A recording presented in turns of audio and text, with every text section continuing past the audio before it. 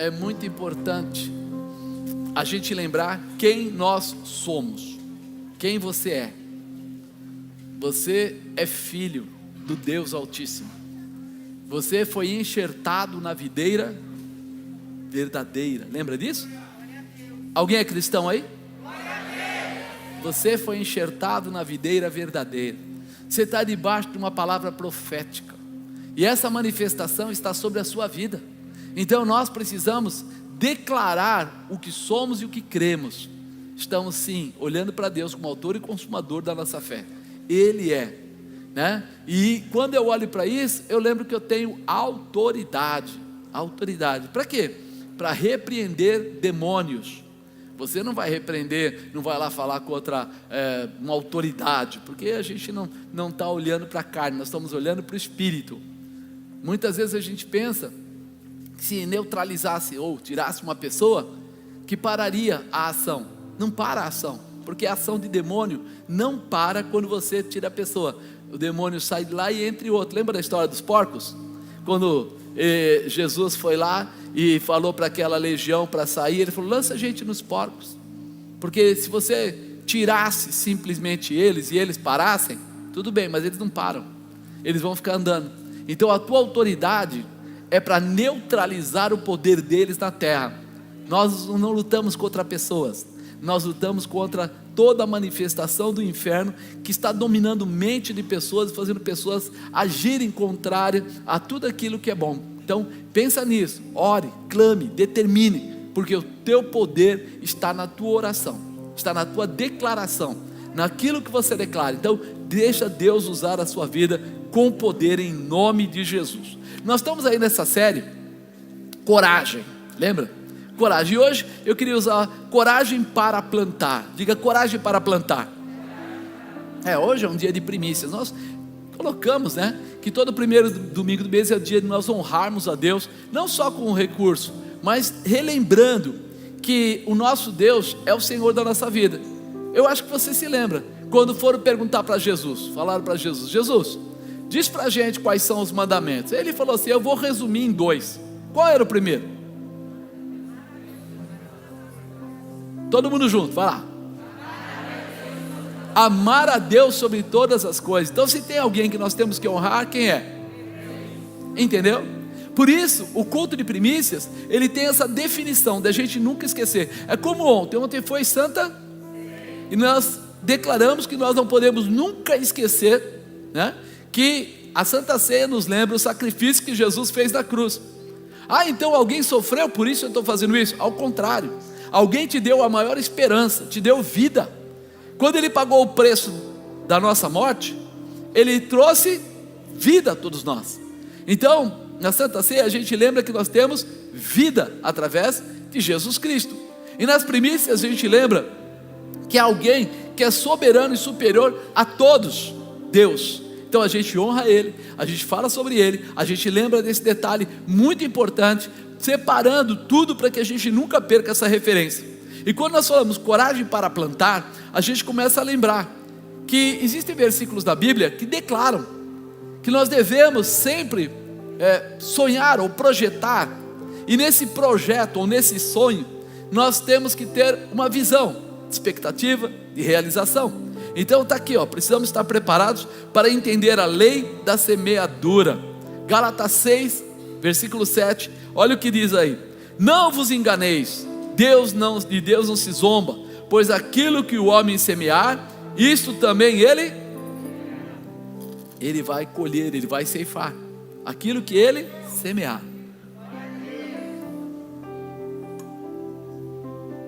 Por que ele falou isso? De Deus não se zomba. Porque muitas vezes as pessoas dizem que querem ter uma colheita, mas estão plantando outra coisa. Então é como se ele dissesse assim: não pense que você vai conseguir enganar por todo o tempo. Você pode conseguir enganar por algum tempo, mas não por todo o tempo. Então ele fala, quando ele diz isso, ele fala assim: pois aquilo que o homem semear, isso também colherá. Então muitas vezes as pessoas, pode ser cargo público, pode ser empresa privada, pode ser no casamento, pode ser em qualquer lugar, ele pode tentar enganar, fingir, tudo isso parece que é legal, mas ali na frente, alguma coisa pode acontecer, pois aquilo que o homem semear, isto ele vai colher. Se ele engana, vai acabar sendo enganado. Vocês lembram de Jacó? Jacó enganou seu pai e saiu de casa meio fugido porque ele tinha feito, e ele foi lá no tio Labão. O que aconteceu lá? Foi enganado. Quantos anos? 20 anos ele ficou ali, para lá e para cá, para lá e para cá. Primeiro 7 pela primeira mulher, 7 pela segunda mulher, e 6 depois com o salário dele, ou seja, cada vez ele trocava o salário dele. Então tudo aquilo que nós semeamos, nós colhemos, nós trazemos para a nossa vida. Por isso que nós temos que tomar cuidado com aquilo que nós semeamos. Nós precisamos abrir os nossos olhos. 2 Coríntios 9:6 fala assim: e isto afirmo, aquele que semeia pouco, pouco também se fará, e o que semeia com fartura, em abundância também se fará. Ou seja, quando eu faço bem feito, eu tenho boas respostas. Quando eu faço mal feito, eu tenho más respostas. Eu preciso ficar ligado no que eu estou fazendo. Temos que estar prontos a entender os tempos de Deus. É tão engraçado que Deus é tão detalhista que Ele não esquece nada. Olha o que Ele fala aqui em Eclesiastes, capítulo 3, versículo 1. Tudo tem o seu tempo determinado, e há tempo para todo propósito debaixo do céu. Há tempo de nascer, tempo de morrer, tempo de plantar e tempo de arrancar o que se plantou. Ele está falando de novo, tempo de plantar e tempo de colher o que se plantou. Então não é uma coisa momentânea, muito menos passageira, mas é algo que fica ligado ao que nós fazemos. Muitos de nós temos grandes desejos para o futuro, mas esquecemos que precisaremos nos posicionar para tomar posse destes desejos. Não adianta só ter o desejo, eu preciso ter comportamento. A nossa ousadia em honrar a Deus será a nossa condição para tomarmos posse das grandes vitórias. Então, a nossa ousadia de honrar a Deus será a condição para tomarmos posse das grandes vitórias.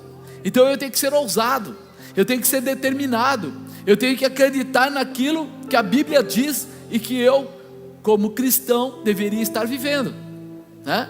Eu olho para a Bíblia e pego tudo que está escrito lá como referência para a minha vida, não é qualquer coisa. Aí quando nós falamos em honrar a Deus, abrange todas as coisas. Nós honramos a Deus com nossas ofertas? Sim, mas nós também honramos a Deus com o nosso comportamento. E o nosso comportamento não é um comportamento eu acho, eu penso, eu tenho algo que me dirige, a Bíblia. Os comportamentos contidos na Bíblia são a direção que me fortalecem, que me preparam, que me estabelecem para grandes realizações. Então eu preciso estar ligado na palavra, porque eu vou saber o que fazer e até onde eu devo chegar. O seu futuro não é determinado pelo que você quer. Digo, o meu futuro não é determinado por aquilo que eu quero, mas é determinado pelo aquilo que eu planto. Diga, o meu futuro não é determinado por aquilo que eu quero, mas é determinado por aquilo que eu planto. Já pensou nisso? Tem gente reclamando da colheita, mas não presta atenção no que ele está plantando. Quando a gente diz assim, não ande em julgo desigual. Quando a gente diz assim, se prepare. Ninguém é um médico só porque um dia desejou ser médico. Não, ele desejou e ele sacrificou, né? Entre residência e estudo vai mais ou menos 11 anos. Então para você falar que ele é médico, ele tem pelo menos lá na frente 11 anos, isso de faculdade, né? Aí você fala assim, alguém para alcançar um objetivo tem que sacrificar. De repente você fala do advogado, ele também tem que sacrificar, porque ele tem que fazer toda a faculdade, depois tem que tirar a OAB, etc. Cada passo nosso tem uma característica. Então o seu futuro, ele é determinado por aquilo que você planta. Você não está feliz com aquilo que você está colhendo? O que diz aí a orientação? Mude a sua semeadura. Você está com a semente errada. Se você não está feliz com a vida que você está levando, se você não está feliz com o seu relacionamento, se você não está feliz com o lugar que você trabalha, se você não está feliz com as coisas que estão acontecendo, é hora de mudar a semente. Você está semeando de forma errada. é hora de fazer um curso diferente, é hora de você se preparar, de você se estabelecer. Você já reparou que tem gente que faz, sei lá, bolo para fora e prospera? Aí você fala, que loucura. Toda vez que a gente ouve as historinhas, a gente fala e fala assim, deixa eu ouvir um pouco sobre a Cacau Show.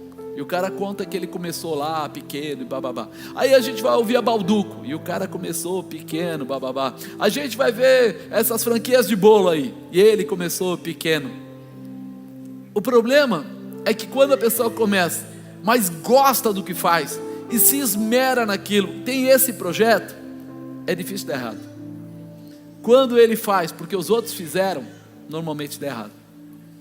Não, todo mundo agora está vendendo banana, vou vender banana também. Todo mundo, a gente percebe, a gente que é um pouco mais, não vou falar velho que é feio, mas experiente, que ouve aí, sempre acontece assim, de repente o pessoal fala assim, não, agora quem está ganhando dinheiro é o fulano de tal, todo mundo vai trabalhar naquilo, ou vai se formar naquela faculdade, ou vai buscar aquela, né? Eu lembro da época dos contadores, dos administradores, dos advogados, do isso, daquilo, e você vai indo atrás um do outro. Os primeiros se saem melhor, depois os outros que vêm atrás precisam ser muito bons para alcançar um espaço nesse negócio. Os coachings, eu ia falar de coaching, no começo era uma surpresa, uma novidade, e hoje, quantos coaches nós temos? Sei lá, uns 10 milhões, sei lá eu. Tem uns que são muito bons, tem outros que aprenderam alguma coisa, e tem outros que estão aí nesse meio se debatendo para tentar ver o que acontece. É normal, é assim que funciona.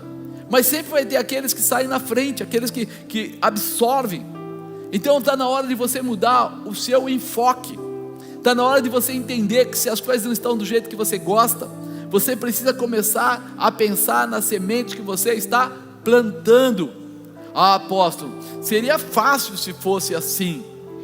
Então eu vou te mostrar na palavra, para ficar mais fácil. Coragem para plantar. Deixa eu ler aqui a palavra primeiro para você entender em que texto eu estou trabalhando. 2 Reis 3, versículo 9. E partiu o rei de Israel, e o rei de Judá, e o rei de Edom, e andaram rodeando com uma marcha de 7 dias, e o exército, e o gado, e os que seguiam, não tinham água. Então disse o rei de Israel, que o Senhor chamou a esses 3 reis, para os entregar nas mãos dos moabitas. E disse Josafá, não há aqui algum profeta do Senhor, para que consultemos ao Senhor por ele? Então respondeu um dos servos do rei de Israel, e disse, aqui está Eliseu, filho de Safate, que deitava água sobre as mãos de Elias. E disse Josafá, está com ele a palavra do Senhor. Então o rei de Israel e Josafá e o rei de Edom desceram a ele. Mas Eliseu disse ao rei de Israel, que tenho eu contigo? Vai aos profetas do teu pai, os profetas da tua mãe. Porém o rei de Israel lhe disse, não, porque o Senhor chamou esses 3 reis para os entregar nas mãos dos moabitas. E disse Eliseu, vive o Senhor dos exércitos, em cuja presença estou, que se eu não respeitasse a presença de Josafá, rei de Judá, não olharia para ti nem te veria. Ora, pois, trazei-me um tangedor. Sucedeu que tangendo o tangedor, veio sobre ele a mão do Senhor, e disse, assim diz o Senhor, fazei neste vale muitas covas, porque assim diz o Senhor, não vereis vento, não vereis chuva, todavia este vale se encherá de tanta água, que bebereis vós, o vosso gado e os vossos animais, e ainda isto é pouco aos olhos do Senhor. Também entregará ele os moabitas nas vossas mãos. Ferireis todas as cidades fortes, e todas as cidades escolhidas, e todas as boas árvores cortareis, e tapareis todas as fontes de água, e danificareis com pedras todos os bons campos. Sucedeu que pela manhã, oferecendo-se a oferta de manjares, eis que vinham as águas pelo caminho de Edom, e a terra se encheu de água. Ouvindo pois todos os moabitas que os reis tinham subido para pelejarem contra eles, convocaram a todos os que cingiam cinto daí para cima, e puseram as fronteiras. E levantando-se de madrugada, saindo o sol sobre as águas, viram os moabitas de fronte deles as águas vermelhas como sangue, e disseram, isto é sangue. Certamente que os reis se destruíram a espada e se mataram um ao outro. Agora pois a presa moabitas. Porém Chegando eles ao arraial de Israel, os israelitas se levantaram e feriram os moabitas, os quais fugiram diante deles, e ainda os feriram nas suas terras, ferindo ali também os moabitas, e arrasavam as cidades. Cada um lançou a sua pedra em todos os bons campos, e entulharam e taparam todas as fontes de águas, e cortaram todas as boas árvores, até que só em Kir-Haresete deixaram ficar as pedras, mas os fundeiros a cercaram e a feriram. A gente olha para essa palavra e começa a ver como é possível. Aqueles 3 reis, Israel, Judá e Edom, eles saem junto, por quê? Era uma guerra contra os moabitas, e eles saem junto para essa peleja. Mas quando eles chegam lá no meio, lá 7 dias depois andando, eles descobrem uma coisa: não achamos água. Não achamos água. E por isso, o primeiro item que eu coloquei aqui é reconhecer a sua necessidade. Quando eu não reconheço a minha necessidade, eu não sei nem mesmo o que eu vou fazer. Então olha, partiu o rei de Israel, e o rei de Judá, e o rei de Edom, e andaram rodeando com uma marcha de 7 dias, e o exército e o gado que o seguia não tinham água. Peraí, eles não tinham água. Então esses 3 reis perceberam que não teriam a menor chance diante do inimigo, porque eles estavam agora com falta de água. Alguém pode até comer menos, pode até aguentar um pouco mais, mas se a água acabar, tem tempo certo para tudo acabar. Não dá para ficar mais, não dá para continuar. Ninguém vive sem água. Então o primeiro passo para restaurar a sua vida é entender qual é a sua necessidade. Talvez se alguém chegasse lá e dissesse para eles: vou dar 1 milhão de ouro aí para você, ia adiantar? Não, porque eles precisavam do quê? Água. E é isso que nós muitas vezes não entendemos. Nós muitas vezes pedimos para Deus, sei lá, o emprego, mas aí eu não percebo que eu ainda tenho uma estrutura frágil, e eu vou conseguir um emprego, mas esse emprego não vai me suster, não vai me manter, que as coisas não vão melhorar.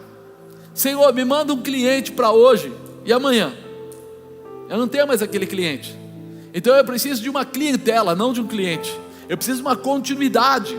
Eu preciso entender qual é a minha necessidade, porque muitas pessoas, por não conhecerem a necessidade, né, vão ter dificuldades de achar o caminho, sabe? Vamos pensar assim: se você não sabe o que quer colher, como saberá qual a semente plantar? O que você está precisando? Se você tivesse com muita coisa em casa, né, tivesse lá, sei lá, sua comida, arroz, feijão, babá, e você tivesse que plantar alguma coisa, você ia falar: me falta o tempero. Eu vou colocar salsinha para plantar, eu vou colocar, sei lá, alguma coentro, sei lá, outra coisa lá, para que eu possa ter uma comida com paladar. Agora, adianta alguma coisa eu plantar o coentro, a salsinha, se eu não tenho a comida? O que vai acontecer? Alguém vai ficar vivendo de tempero, sem comer a comida principal? Por isso é necessário que você reconheça qual é a tua necessidade, aquilo que você precisa mesmo. As vidas estão pedindo coisas muitas vezes para ele mesmo, para a família, e até fazendo coisas que não vão melhorar lá na frente. Eles às vezes querem situações momentâneas, passageiras, e aí não acontece. Se você não sabe o que quer colher, como saberá qual semente plantar? Então, reconheça a sua necessidade. Segundo, buscar orientação. Eu já reconheci o que eu preciso, mas como eu vou realizar isso? Então aqui diz assim, versículo 11: e disse Josafá: não há aqui algum profeta do Senhor, para que consultemos ao Senhor por ele? Então respondeu um dos servos do rei de Israel e disse: aqui está Eliseu, filho de Safate, que deitava água sobre as mãos de Elias. Você veja que coisa interessante. Ele, Josafá, o rei de Israel, vamos dizer, era rei da maior parte, vamos dizer, das tribos. Mas ele era filho de quem? De Acabe. Filho de quem? De Jezabel. Qual foi a formação que ele teve? Uma formação atrapalhada, incompleta. Por isso, quando ele fala assim: Deus trouxe esses 3 reis para morrerem nas mãos do inimigo. Desde quando Deus precisa fazer isso? É a falta de visão espiritual. Quando você começa a achar que Deus está querendo te punir. E Deus muitas vezes não está querendo te punir, Ele está querendo te melhorar, está querendo te preparar, está querendo te estabelecer, querendo ensinar você a ser um vencedor, a ser um guerreiro. Só que a nossa carne, os nossos hábitos humanos, fazem nós sermos mimadinhos. Aquelas pessoas que têm aquela síndrome de autocomiseração, coitadinho de mim. E ao invés disso, Deus está querendo falar: ei, troca a semente e vamos embora, tem coisa melhor para você colher, tem coisa maior para você colher. Josafá era espiritual, então o que ele faz? A primeira pergunta que ele faz: espera aí, eu preciso de orientação, não há aqui algum profeta nessa região? E alguém prontamente diz: ah sim, está aí Eliseu, é aquele que deitava, que derramava água na mão de Elias, quando Elias, ele era um servo de Elias, vamos dizer assim. É interessante, porque a Bíblia fala que Elias fez 8 milagres, e que Eliseu fez quantos? 16. Mas olha que coisa interessante, eles não olham para Eliseu como o maior, eles olham para Eliseu como servo de Elias. Há algo que precisa ficar muito claro para nós, que tudo que você fizer na presença de Deus, vai ficar reservado sobre a sua vida. Deus vai reconhecer sempre o seu sacrifício, Deus vai honrar sempre você que é fiel a Ele. Você que entregou a sua semeadura, você lembra das lutas dele? Ele dizer lá para Acabe que não ia chover, e por 3 anos e 6 meses não choveu, e só choveu porque ele voltou e disse para Acabe: aparelhe teu carro, corre depressa, porque uma grande chuva vai te pegar no caminho. A palavra dele era poderosa, a presença dele era fincada, firmada. Então peraí, a melhor coisa quando você quiser mudar a sua vida é buscar a orientação de Deus. Se você tem medo, tem dúvida, você tem líderes para fazer isso. Muitas vezes a gente começa a se achar supra-sumo, sábio, preparado, e nós esquecemos que muito melhor que nós é o Senhor dos Senhores, que está em todos os lugares e conhece todas as coisas. Disse aqui Josafá: está com ele a palavra do Senhor, né? Ele fala mais no 15: ora pois, trazei-me um tangedor. Seria o que trazendo o tangedor, veio sobre ele a mão do Senhor. Esse profeta, ele tinha parte com Deus. Eu não coloquei aqui o versículo 13, 14, mas lá diz o quê? Que quando ele chegou, ele deparou com o rei de Israel, ele deparou com Josafá e com o rei de Edom. E quando ele olhou o rei de Israel, que entre aspas seria o maior, ele disse assim: eu nem falaria com você, eu nem olharia para você. Por quê? Porque o rei de Israel estava com comportamentos inadequados, ainda trazia sobre ele hábito dos seus pais, que eram totalmente perdidos na presença de Deus. E aí de repente você olha, mas ele vira o rosto, olha para Josafá e diz assim: se não fosse a presença de Josafá, eu nem falaria contigo. Josafá era menor do que o rei de Israel, o rei de Judá era menor que o rei de Israel. Mas não importa se você é pequeno, o que você faz é visto por Deus, é reconhecido por Deus e será honrado por Deus. Não tenha receio. Você pode ser pobre, você pode ser pequeno, você pode estar com dificuldade, você pode estar com aflição, você pode ter uma porção de coisas que não são boas aí passando pela sua vida, mas uma coisa é certa: Deus vai reconhecer você aonde você estiver. Aonde você estiver, os olhos do Senhor vão te encontrar. E por isso o profeta para e vai falar com Josafá, vai dizer: eu vejo santidade nele. Josafá fez aquela declaração: não há aqui algum profeta do Senhor para consultarmos ao Senhor, porque a tua igreja é em célula. Tem gente que pensa que a igreja é em célula, né?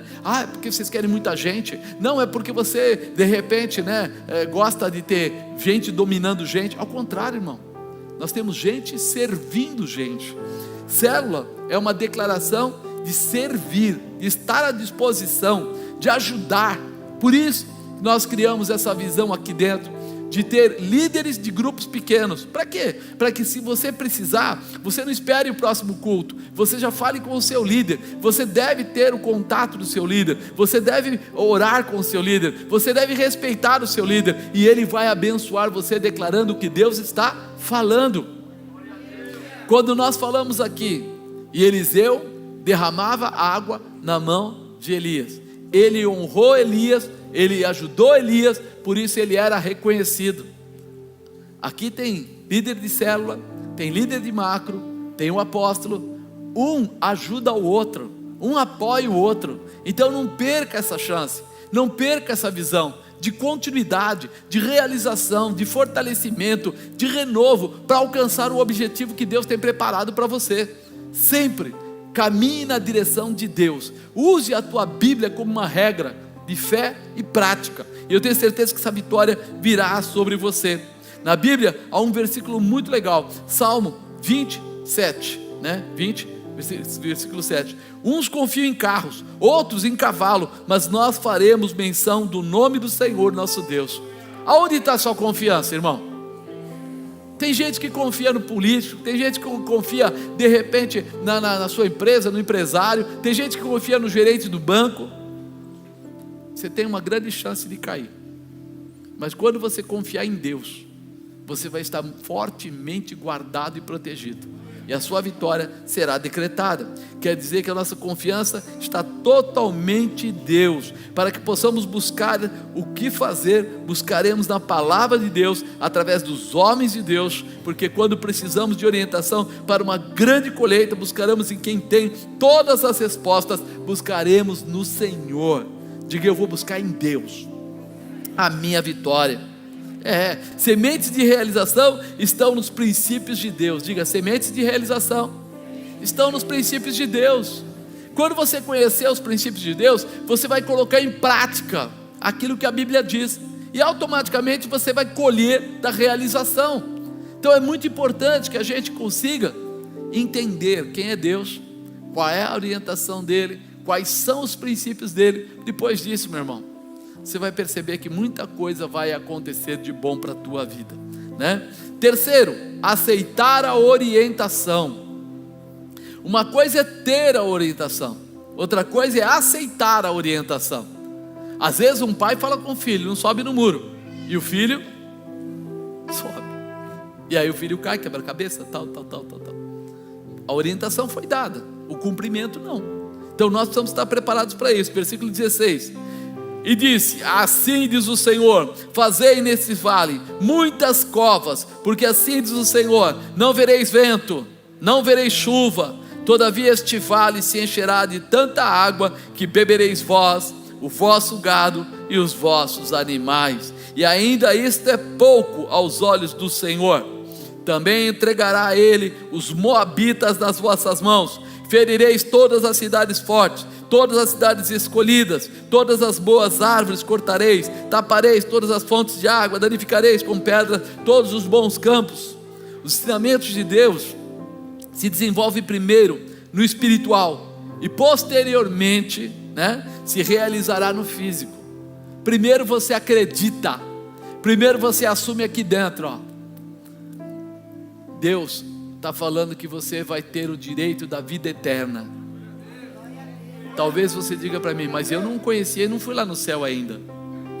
Mas vai, pela fé, você vai alcançar isso. Ah, apóstolo, e se não existir? Você já viu alguém que foi curado por uma oração? Você conseguiu pegar a cura no ar? Não, mas ela aconteceu. Você nunca vai conseguir colocar Deus dentro do quadradinho, não tem como, mas você vai ver os sinais de Deus se manifestando, o poder de Deus se manifestando. Então, antes de mais nada, você precisa aceitar a orientação e assumir a orientação para a sua vida. Quando ele diz aqui, você vai fazer muitas covas neste vale. Irmão, o que eles estavam precisando? Água. Quem está precisando de água é porque está com sede. E quem está com sede, a melhor coisa que tem é correr um dia inteiro. É isso?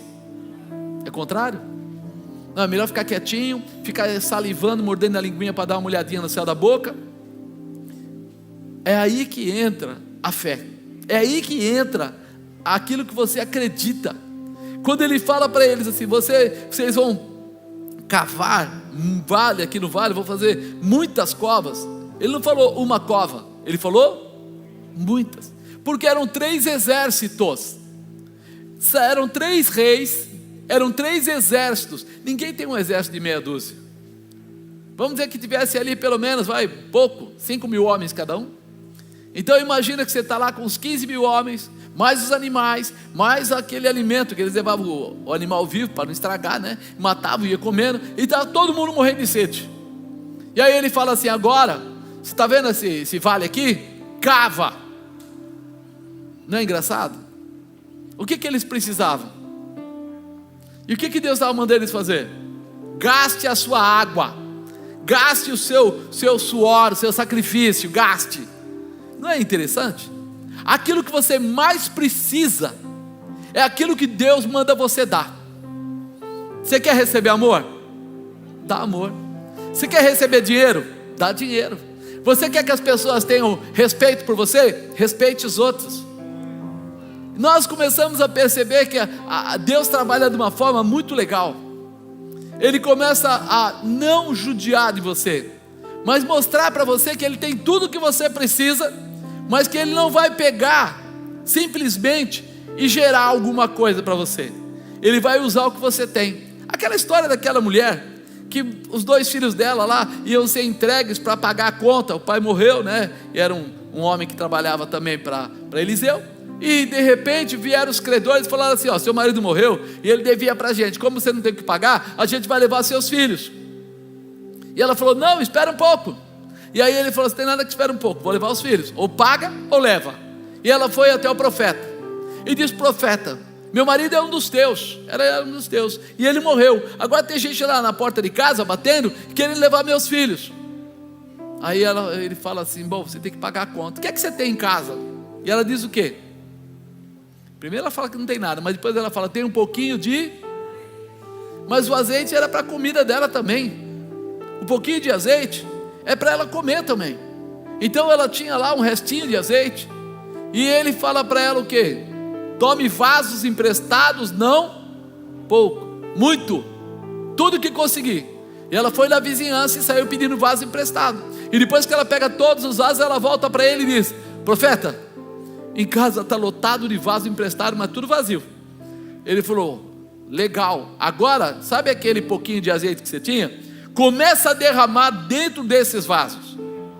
E enquanto ela derramou, ou seja, enquanto havia vaso, aquele pouquinho se multiplicou. Ela deu o que ela não tinha, e o que ela não tinha se tornou em muito. Aí ela volta e diz para ele: acabou os vasos, por isso cessou o azeite. O que é que eu faço agora? Ele falou: agora você vende esse azeite todo, paga a conta do seu marido, libera os seus filhos, vai sobrar bastante. Você e seus filhos vão viver do que sobrou. Vocês vão viver com o dinheiro que sobrou da venda do azeite. Mas peraí, vamos voltar lá. Só tinha um pouquinho.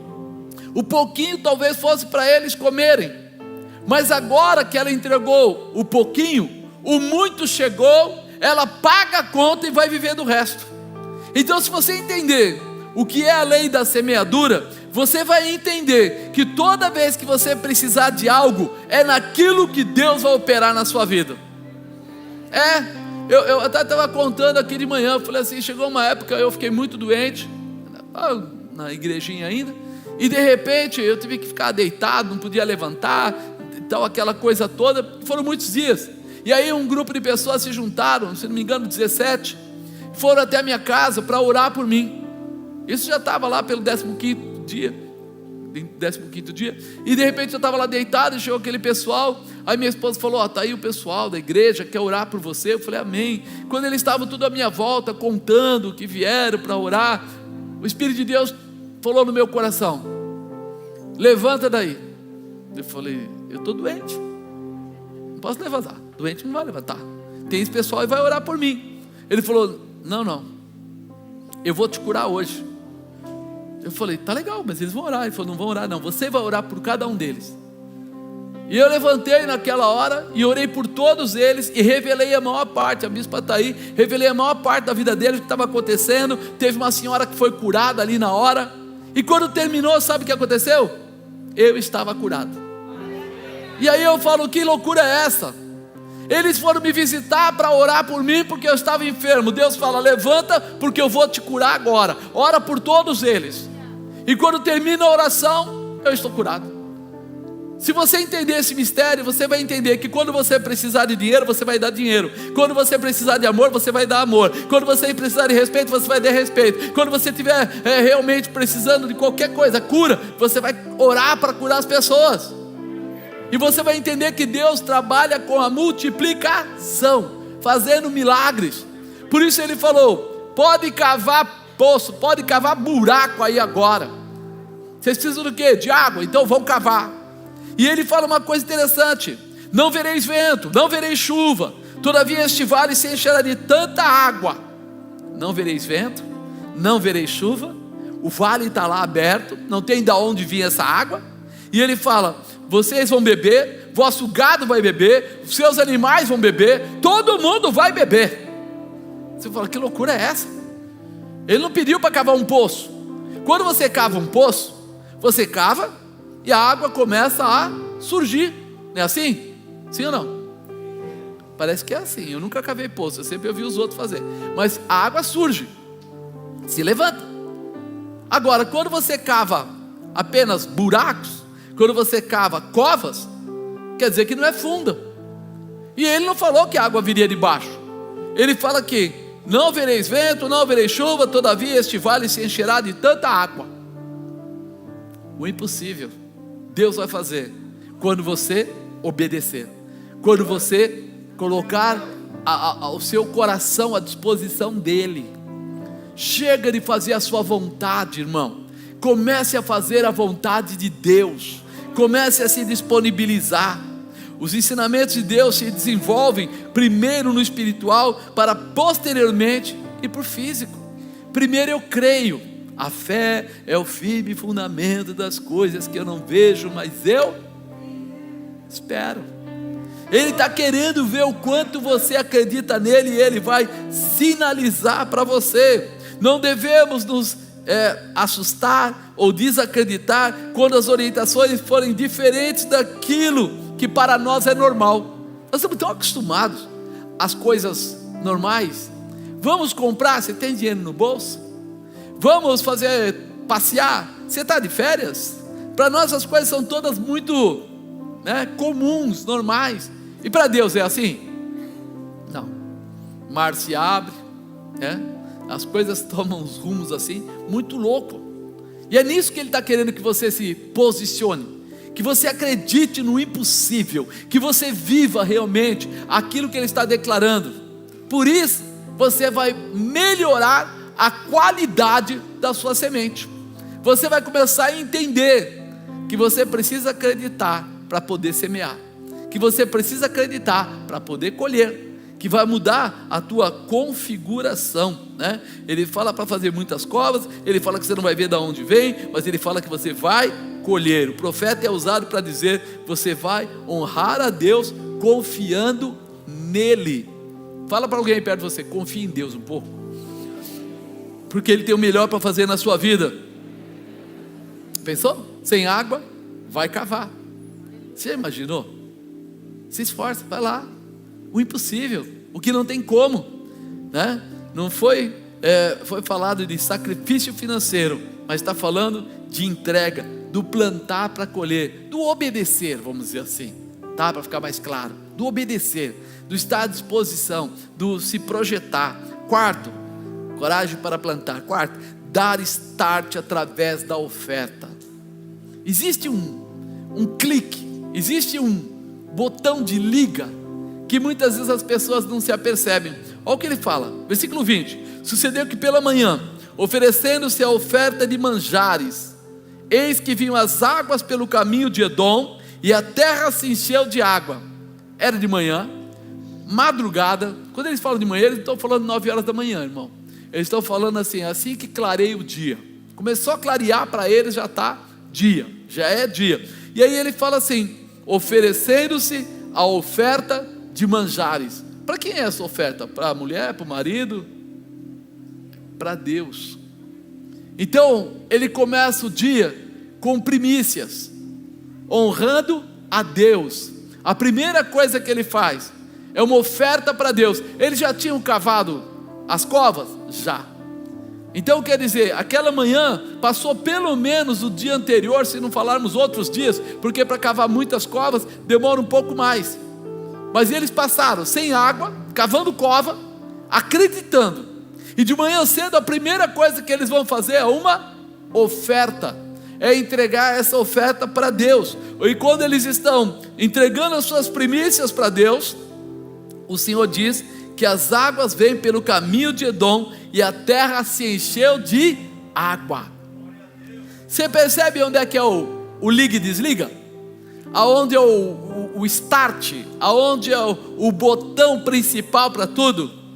Eles receberam orientação e tomaram orientação para eles? Verdade, cavaram. Mas até ali, ainda eles estavam no preparo. Diga, preparo. Grava isso. Existe um preparo e existe a realização.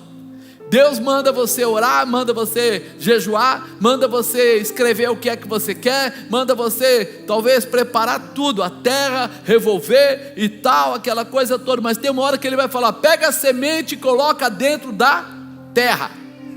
Ali é o princípio, né, de uma colheita.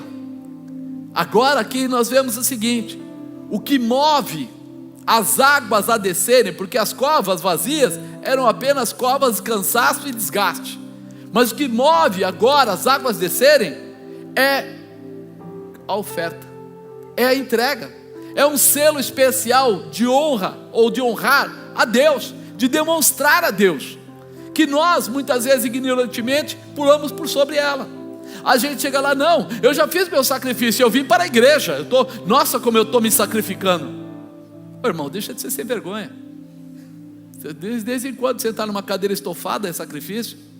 Desde quando ir para casa, sentar na cama e abrir a Bíblia e ler um trecho é sacrifício? Tem gente que lê tanta porcariada, de repente vai ler a Bíblia, é sacrifício? Isso não é sacrifício. Mas quando você começa a perceber que você agora sim vai colocar a sua oferta, vai colocar algo que honre a Deus, não honre você, porque até ali você estava buscando água, até ali você estava fazendo buraco porque você queria que enchesse de água, você estava procurando honra para você, procurando saúde para você, procurando vida para você, procurando restituição para você. Não tinha nada a ver com Deus. Mas agora quando eu vou lá e vou entregar a oferta para Deus, mudou a história. Agora eu estou honrando a Deus. E é isso que precisa entrar no nosso coração: propósitos, objetivos, realizações. A mudança está exatamente aí, né? E você pode notar que somente depois da primeira oferta da manhã, que as águas começaram a correr pelo caminho de Edom. Não estava chovendo, nada de diferente havia acontecido, a não ser a oferta de manjares, das primícias daquela manhã. E a terra se encheu de água. Diga: a terra se encheu de água, através da oferta de primícias. Você está querendo alguma coisa grande de Deus? Está aí o botão que liga toda coisa, toda situação na sua vida.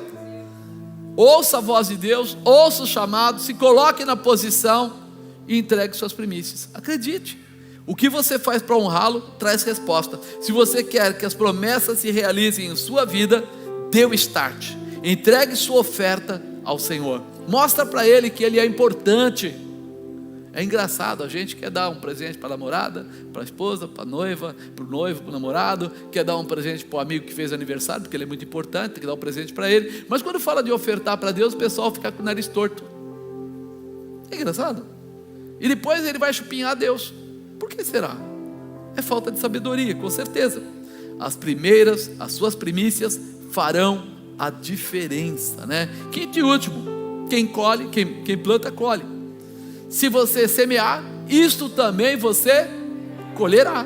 É onde você começa a entender que os princípios da Bíblia não é para qualquer um, é só para aquele que crê. Eu achei interessante, outro dia eu vi um cara falando, e um cara mal criado, muito mal criado. ele pegou e falou assim, convidaram ele para ser paraninfo numa faculdade, e ele tinha que fazer um discurso, e ele entrou no discurso e falou claramente: faculdade não é para qualquer um, porque a faculdade é para quem quer um futuro melhor, para quem quer crescer, para quem quer. E eu falei, nossa, que coragem. Aí ele falou mais, ele falou assim: quantos vão para a faculdade só para colocar um diploma debaixo do braço e dizer que é advogado, que é isso, que é aquilo? Quantos vão, né, até a faculdade e depois não sabe o que fazer com aquilo? Vão ser auxiliar de escritório, vão ser auxiliar de planejamento, auxiliar de engenheiro formado que vai vender suco na Paulista, e etc, etc, etc. Ele falou: vocês precisam entender que o estudo é uma base para um crescimento, mas só vai funcionar quem executar, quem colocar isso em prática, quem levar isso a sério. Eu falei, o cara foi pesado, ele sentou o braço mesmo. Ele falou: vocês podem se tornar, desculpa o termo, falou, burros, ou podem se tornar grandes profissionais. Já pensou falar isso no meio de um monte de aluno? Corajoso, né? Acho que nunca mais vão convidar ele para ser paraninfo numa formatura, porque o pessoal não gosta disso. Mas agora imagine eu falando para a igreja: vocês podem se tornar cristãos, cheios do poder, cheios da autoridade, cumpridores dos princípios, ou pode ser membro de cadeira mesmo, que vem aqui porque é fofinho, senta aí, encosta, ouve uma palavra que dá um ânimo, talvez você até diga, né? Nossa, eu gosto dessas palavras que jogam a gente para cima, nossa, eu fico tão feliz. Mas não é isso que muda a tua vida. O que muda a tua vida é o que você planta. Lembra que eu falei? O que você planta é o que você vai colher. O que você vem buscar é o que você vai receber. A mudança está na sua mão. E levantando-se de madrugada, saindo o sol sobre as águas, viram os moabitas defronte deles, as águas vermelhas como sangue. Ei, você começa a pensar agora como Deus é detalhista. Como Deus é detalhista. Ele não faz de qualquer jeito. Fala para a pessoa do lado: Ele não faz de qualquer jeito. Por que ele não falou assim: eu vou fazer um poço e vai ter muita água, e você tem um monte de homens e eles recolhem com aqueles baldinhos e pronto? Ele falou: não, cave covas, muitas covas. E a água, quando desceu, entrou nas covas. Poxa, que bom, é mais fácil de pegar água? Não. Agora que você entende por que ele falou covas. Levantando-se de madrugada, saindo o sol sobre as águas, viram os moabitas defronte deles, as águas vermelhas como sangue, o reflexo do sol. Quem já brincou com o espelho? Já viu? A gente pega assim, está o sol lá, a gente põe o espelho aqui, reflete. A gente, quando era criança, hoje eu acho que as crianças, coitadas, só conhecem videogame, mas nas épocas da gente ficava aprontando, né? Então a gente pegava o espelho para acender o fósforo, para queimar o papel, né? Lente e coisa do tipo. A gente ficava brincando com aquelas coisas. E aí você começa a perceber o seguinte: fazer um ângulo certo para que a luz reflita exatamente do jeito que você quer, leva tempo. Você tem que ficar lá tentando achar, né? A gente brincava até com o relógio, de colocar, né? A luz reflete aqui, vai no olho do outro, fica aquelas coisas, né? Você tem que ter ângulo, você tem que ter posicionamento, você tem que ter condição. Mas agora a gente olha e fala assim: saindo o sol, refletiu na água, elas ficaram vermelhas. O inimigo falou: uau, eles guerrearam, aqueles 3 reis se desentenderam, e os exércitos lutaram um contra o outro, e tem um monte de sangue lá naquela região. Vamos subir, que vai ser fácil. Essa guerra está no papo, a gente vai dar um fim nessa história agora. Pega todo o exército aí. Aí os 3 reis viram: ei, eles vão subir para a guerra. Prepara aí o pessoal e deixa todo mundo aí guardadinho, escondidinho, porque quando eles subirem, eles vão encontrar. Como eles acharam que a guerra já estava ganha, eles nem se prepararam direito, subiram meio de lado, vamos dizer assim, e quando chegou lá, foram abatidos. Por quê? Porque os outros estavam preparados. Mas eu queria que você prestasse atenção nisso. É sangue? Não, é água. A água que serviu, preste atenção, a água que serviu para alimentar o rei de Israel, o rei de Judá e o rei, né, de Edom, não só o rei, mas o povo dele todo, foi a mesma água que serviu para matar o Moabita, o rei Moabita e todo o exército dele. Não é interessante? Algo que serve para a bênção de um pode servir de maldição para o outro. Qual era a diferença entre um e o outro? Deus estava com aqueles 3 reis. Eles receberam uma palavra profética, eles estiveram debaixo da palavra e eles ofertaram ao Senhor, honrando ao Senhor. A diferença toda, as duas eram água para um e água para outro, água para a saúde de um, água para a morte do outro. É mais ou menos quando você olha na Bíblia e lembra que Moisés chegou na frente do mar, atrás deles vinha o faraó, a água se abriu e salvou o povo hebreu, eles passaram no meio. Mas quando veio o pessoal do Egito, né, o faraó e seu povo, quando eles passaram, a água fechou e matou todos eles.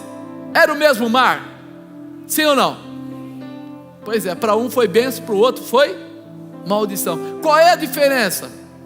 Deus estava com os hebreus, Deus não estava com os egípcios. Agora eu olho aqui e falo, Deus estava com o rei de Israel, com o rei de Judá, com o rei de Edom, mas não estava com o rei de Moabe. Qual é a razão da tua vitória? Deus estar com você. Se você não estiver com Deus, então infelizmente, meu irmão, você vai lutar pela sua carne, com a sua carne, pela sua força, com a sua força. Pode dar certo? Pode. Tem muita gente no mundo que nem conhece Deus, nem quer saber de Deus, e está lá prosperando e vivendo e tal. Mas nós que sabemos que queremos mais do que apenas uma vitória, nós queremos a vida eterna, queremos andar com Deus, viver com Deus, morrer com Deus e estar com Ele no futuro. Para nós é diferente, para você é diferente. É por isso que eles entenderam a palavra da orientação. Aconteceu, cavem os poços, cavem ali os buracos, cavem realmente as covas. Eles cavaram, mas eles de manhã cedo, a primeira coisa que eles fizeram não foi reclamar, não foi olhar para os outros, foi realmente honrar a Deus, entregando as suas primícias ao Senhor. Deram as primeiras ofertas, está escrito aí na sua Bíblia. E aí veio o que? As águas. E as águas encheram todas as covas. Se você entender isso, a partir de hoje a sua vida muda. A partir de hoje você vai colher da abundância de Deus. Procure em Deus as respostas para a tua vida. Tome os princípios de Deus como honra, como realização, como aquilo que é necessário, porque você vai descobrir que Ele tem o cuidado de você. E sabe o que Ele fala mais? Diz que depois o povo moabita correu, e eles foram matando eles pelo caminho, e eles entulharam os poços, e eles atrapalharam, jogar pedra, né? Aonde havia agricultura, atrapalhava toda a condição, porque não passa mais o arado, etc. E eles fizeram tudo isso, mas além disso eles perseguiram. O rei de Moabe se sentiu tão oprimido, que ele viu que ele não tinha mais saída. Sabe o que ele faz, irmão? Não li, mas mais adiante tem. Ele pega o filho dele, primogênito, que deveria ser o próximo rei, e mata ele, para sacrificar, para que os outros reis não viessem mais contra ele. Tipo assim, eu perdi e eu estou entregando a minha posteridade. Olha que coisa horrível. Quem não tem Deus sofre o peso, o jugo, e não tem saída. Mas você que tem Deus sempre tem uma estratégia, sempre vai ter uma palavra profética e uma manifestação profética sobre a sua vida. Você crê nisso? Diga: Senhor, eu quero contar contigo, eu quero viver a tua realização, eu quero selar a minha glória. Qual é a semente que você planta? Qual é o caminho que você espera? Hoje é um dia de primícias. Eu te dei a lição de como ser vitorioso. Ouvir a voz de Deus, obedecer, selar aí o seu comportamento através das suas primícias e ser mais que vencedor.